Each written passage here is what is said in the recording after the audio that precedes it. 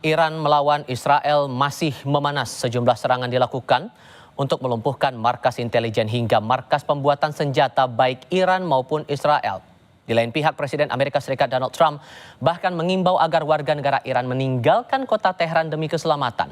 Apa makna seruan ini? Kami akan bahas dampak politik dan kekuatan militer dari Iran dan Israel bersama para narasumber. Bergabung saat ini Suzy Sudarman, pakar politik luar negeri dari Universitas Indonesia, dan Adrianus Prima Manggala, praktisi pertahanan lembaga KRIS. Selamat sore semuanya, dengan Tifal, apa kabar? Selamat sore, Tifa. Selamat sore. Terima kasih semua sudah bergabung bersama kami. Bu Susi, saya mulai dari Anda dulu. Karena belum lama ini Presiden Trump sudah menyatakan mempertimbangkan untuk bergabung dengan Israel, menyerang lokasi nuklir Iran, bahkan sudah keluar pernyataan kepada warga Iran untuk segera meninggalkan area yang terdampak dari konflik ini. Sejauh mana Anda membaca itu di tengah konflik yang masih memanas sekarang? Oke.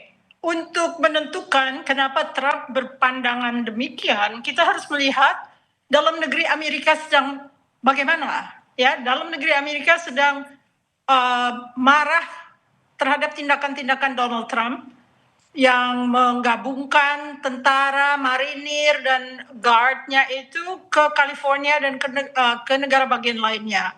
Lalu mereka juga marah soal parade militer Donald Trump. Jadi dalam hal ini, kalau kita melihat Donald Trump kenapa bertindak tertentu, dia ingin menghimpun warganya untuk mencintai dia dengan berperang, yaitu yang disebut rallying around the flag. Mereka biasa kalau ada peperangan, rakyat Amerika bersatu di bawah bendera. Tapi mungkin ada juga penasehat-penasehat dan senator-senator yang tidak setuju dengan tindakan Donald Trump. Sekarang seberapa jauh warga Kongres itu bisa menyetop Donald Trump, karena House of Representatives itu merah, ya. Yeah. Jadi apakah akan terlaksana itu tergantung, karena sekarang pendukung Donald Trump yaitu MAGA itu terbelah dua, satu pihak yang tidak suka perang, satu pihak yang dihimbau oleh orang-orang kanan untuk segera berperang dan menghabisi Iran. Jadi sekarang kita harus melihat bukan hanya kenapa Donald Trump melakukan ini atau itu adalah kepentingan pribadinya dia untuk self-preservation, untuk menjaga dirinya agar tetap populer di kalangan warga negara Amerika yang sudah sangat marah. Kalau Anda melihat demo-demo yang banyak sekali di semua negara bagian Amerika Serikat, tentunya akhlak Donald Trump itu tidak bisa diterima dalam logika desensi Amerika, ya. Jadi orang Amerika itu juga ada logikanya sendiri. Jadi kalau misalnya masih terus dihantam oleh ajakan-ajakan yang luar biasa jahatnya, keji sekali, ya, terhadap warganya sendiri keji, terhadap warga imigran keji, lalu bagaimana? Kan akhirnya memang harus ada tindakan yang luar biasa untuk Presiden Amerika. Seperti ada film dulu Tail Wags the Dog, ya. Jadi kalau dia punya permasalahan, dia akan meluncur ke luar negeri melakukan peperangan. Sehingga menurut Anda, sorry saya potong Ibu, sehingga sederhananya kalau kemudian terbukti bahwa Amerika Serikat ikut campur dalam konflik ini, apakah akan makin panas atau ada arah lain di sini? Tentunya ini Armageddon nanti, ya. Kalau Amerika sudah membom cave bombs itu yang akan meluncur ke Fordo, tentunya ada akibatnya. Kita nggak tahu persis, ya, apakah Iran sudah mengembangkan satu senjata nuklir apa tidak. Kalau memang mereka mengembangkan, ditaruh di tempat lain yang tersembunyi, lalu itu diarahkan ke Israel, bahaya juga karena ini sudah nuclear warfare, ya. Jadi kita harus hati-hati melihat apakah benar Iran belum sempat menciptakan weapons pemusnah massal. Mas Adrian, kalau kemudian AS bergabung untuk mendukung Israel di tengah konflik ini, membaca peta kekuatannya gimana menurut Anda? Ya, terima kasih. Saya akan mencoba melihat dari sudut pandang militer, ya. Jadi kalau AS bergabung sebenarnya ini akan memperkeruh suasana, apalagi tentu saja mungkin yang akan dilakukan oleh Iran jika AS bergabung, dan mereka sudah menyatakan dalam ancamannya adalah mereka akan memblokir Selat Hormuz. Tentu saja implikasinya secara militer maupun ke ekonomi dunia akan panjang sekali, ya. Apalagi sekarang sebenarnya kita harus mengakui Israel tuh sudah meraih air supremacy di udara Iran. Mereka sudah pesawatnya sudah bebas. Nah, apalagi nanti kalau ditambah Amerika, memang betul seperti tadi Prof. Susi sampaikan, kalau sampai cave bomb-nya itu mencapai facility nuklir enrichment-nya Iran, itu bisa bahaya gitu. Bisa terjadi ledakan nuklir itu yang bisa memicu reaksi seperti itu. Oke. So kalau membaca arahnya ini sekarang, maka bakal berujung kemana kira-kira menurut Anda dengan membaca peta kekuatan yang ada sekarang?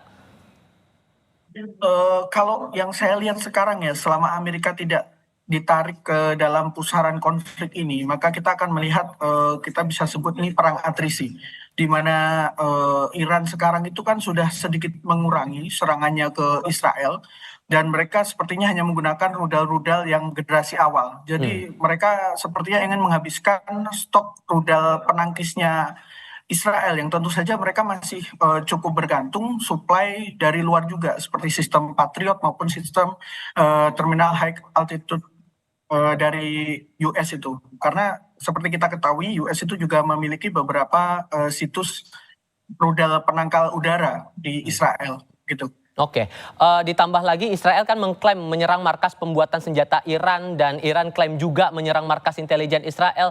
Yang Anda baca dari target sasaran dari kedua negara ini mau dibawa kemana sih sebetulnya?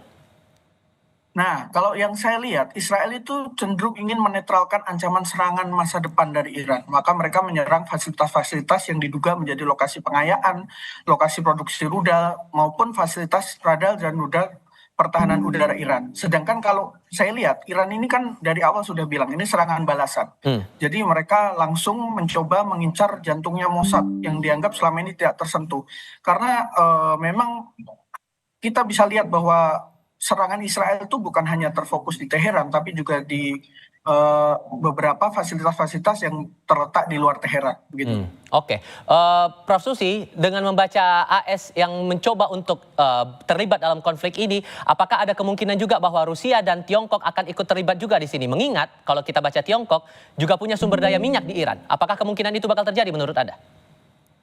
Tiongkok biasanya tidak akan terlibat kalau dia tidak diserbu ya, biasanya dalam sejarah begitu. Kalau Rusia ada kepentingan yang paling utama bagi dia, yaitu AS bersahabat dengan Rusia dan jangan membantu Ukraine. Sehingga akhirnya Iran sendirian gitu loh. Belum tentu partner-partnernya Rusia dan Cina punya kepentingan yang sama dengan Iran. Padahal Iran itu kalau dilihat dari sejarahnya, dia melakukan defensive strategy, bukan ofensif ya. Jadi defensif pada akhirnya setelah axis of resistance yang dibuat dengan Hamas, dengan Hizbullah dan sebagainya, akhirnya itu sudah takluk ya, dibom di mana-mana, di Lebanon dan di Palestina juga. Akhirnya dia punya arah terakhir yaitu nuklir. Nah sekarang yang menjadi tanda besar, apakah nuklir itu sudah siap apa belum oleh Iran? Karena kan selama ini, selama JCPOA itu ditunda atau dihapuskan, nggak ada yang menginspeksi nuklir sites dari Iran. Ya itu dia, jadi bahaya ya. Oke, Mas Adrian, singkat saja, dengan Presiden Trump sudah bilang di Air Force One, saya tidak mau gencatan senjata, tapi kemungkinan gencatan senjata itu mungkin atau tidak?